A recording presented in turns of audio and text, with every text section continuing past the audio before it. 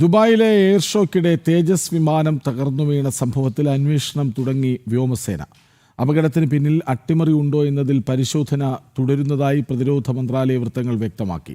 അപകടം സംബന്ധിച്ച് ചില വിവരങ്ങൾ പുറത്തു വരുന്നുണ്ടെങ്കിലും അതൊന്നും വ്യോമസേന ഔദ്യോഗികമായി സ്ഥിരീകരിച്ചിട്ടില്ല.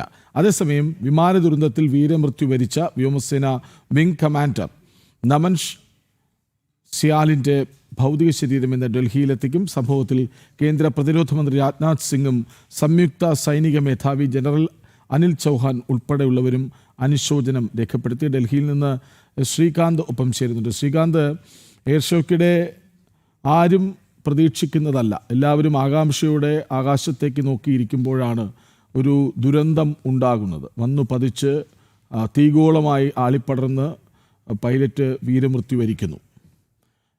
എന്തൊക്കെയാണ് ഏറ്റവും പുതിയ വിവരങ്ങൾ?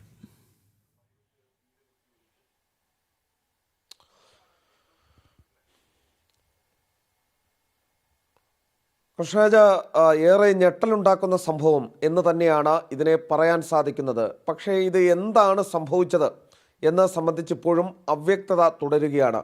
പുറത്തേക്ക് നിരവധി വാർത്തകൾ വരുന്നുണ്ട്. പക്ഷേ അത് ഏതാണ് ശരി എന്നുള്ള കാര്യത്തിൽ കൃത്യമായൊരു മറുപടി ഇനിയും വ്യോമസേനയും നൽകിയിട്ടില്ല. കിട്ടുന്ന വിവരമനുസരിച്ച് ഇപ്പോഴും അന്വേഷണം പുരോഗമിക്കുന്നു എന്നാണ് വ്യോമസേനാ വൃത്തങ്ങൾ പറയുന്നത്. ഈ വിമാന ദുരന്തത്തിൽ വീരമൃത്യു വരിച്ച വ്യോമസേന വിംഗ് കമാൻഡർ നമൻ സിയാലിൻ്റെ ഭൗതിക ശരീരം ഇന്ന് ഡൽഹിയിലെത്തിക്കും. ഹിമാചൽ പ്രദേശ് കാംഗ്ര സ്വദേശിയാണ് ഇദ്ദേഹം. ദുരന്തത്തിൻ്റെ കാരണത്തെ സംബന്ധിച്ച് വിശദമായ അന്വേഷണം നടത്തും എന്ന വ്യോമസേന പറയുന്നുണ്ട്.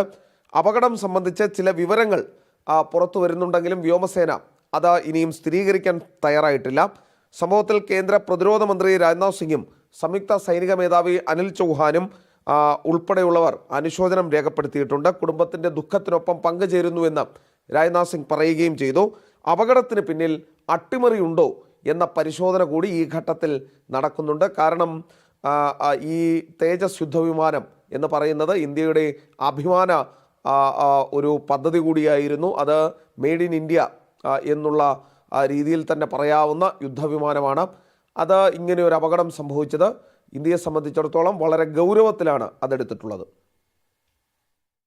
ദുബായിലെ എയർ ഷോയ്ക്കിടെ തേജസ് വിമാനം തകർന്നു വീണ സംഭവത്തിൽ അന്വേഷണം തുടങ്ങിയിരിക്കുകയാണ് വ്യോമസേന. അട്ടിമറിയുണ്ടോ എന്ന സംശയം ശക്തമാവുകയാണ്. വിവരങ്ങൾ നൽകുകയായിരുന്നു ശ്രീകാന്ത്.